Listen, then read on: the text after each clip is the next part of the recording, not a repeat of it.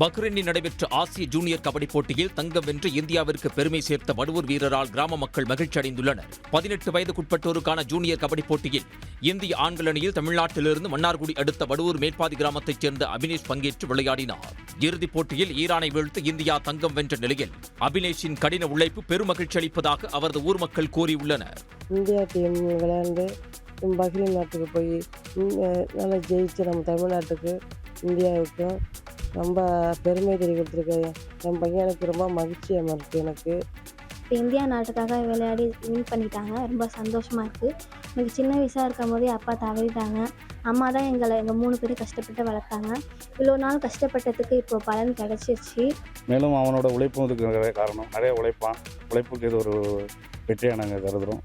மேலும் இதை தொடர்ந்து நிறைய சீனியர் மேட்ச்சு ப்ரோ கபடியில் அபினேஷ் பங்கெடுத்து இந்த ஊருக்கும் இந்த நாட்டுக்கும் பெருமை சேர்க்கணும்னு சொல்கிறோம்.